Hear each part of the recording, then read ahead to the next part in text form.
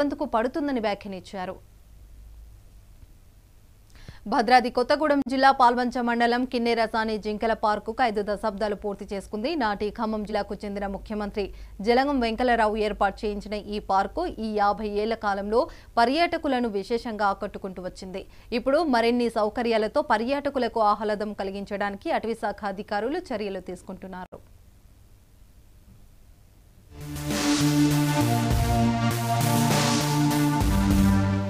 కిన్నెరసానిలో ఉన్న జింకల park 1974 September 29న ప్రారంభమైంది. అందమైన కిన్నెరసాని నది పక్కనే ఆహ్లాదభరితమైన వాతావరణంలో ఏర్పాటై మొదట్లో 390 దుప్పులతో ప్రారంభమైన ఇప్పుడిక్కడ వన్యప్రాణుల సంఖ్య గణనీయంగా పెరిగింది.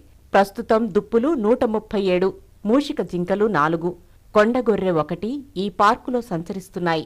దుప్పులతో పాటు మూషిక జింకలు పర్యాటకులను ఎంతగానో ఆకట్టుకుంటున్నాయి. 2017లో వీటిని తీసుకొచ్చి పార్కులో వదిలారు. ప్రస్తుతం ఇవి 4 ఉన్నాయి. వీటికి స్థానిక అధికారులు రోజూ క్యారెట్, బీట్రూట్ పెడతారు. పర్యాటకుల కోసం నెమళ్లను పట్టుకొచ్చి కొద్ది రోజులు బోనులో పెట్టారు. అయితే ఆ తరువాత కాలంలో వాటిని దగ్గరలో ఉన్న అడవిలో వదిలిపెట్టారు. కొలనులోనూ హంసలను పోలిన బాతులు ఉండడంతో పర్యాటకులను ఆకర్షిస్తున్నాయి. వీటికి తోడు ఈ మధ్యనే కుందేళ్లు కూడా తీసుకువచ్చి పెంచుతున్నారు. పార్కు 50 ఏళ్లు పూర్తి చేసుకున్న సందర్భంగా జరిపిన స్వర్ణోత్సవాలలో సీసీఎఫ్ భీమానాయక్, కృషి గౌడ్ ముఖ్య అతిథిగా పాల్గొన్నారు. అటవీ శాఖాధికారులు కృష్ణాగౌడ్, బాబు, కవితామాధురి ఈ కార్యక్రమం నిర్వహించారు. అందరూ అడవిలో ట్రెక్కింగ్ చేస్తూ అందాన్ని ఆస్వాదించారు.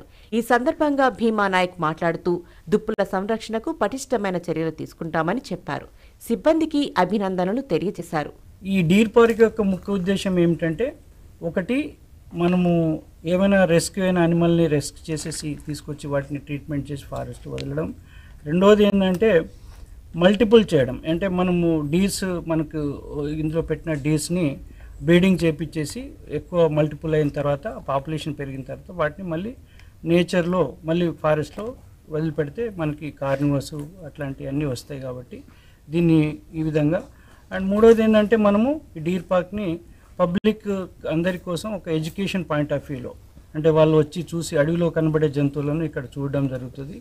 అండ్ అదేవిధంగా డీర్ పార్క్లో ఈ అనిమల్సే కాకుండా ఒక చిన్న పార్క్ కూడా ఉంది.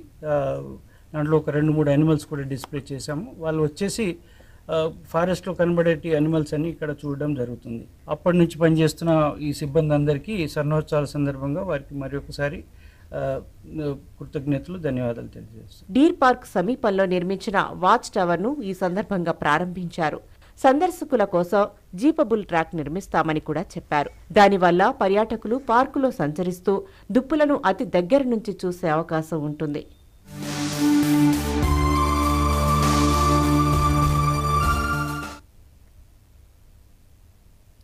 నూతన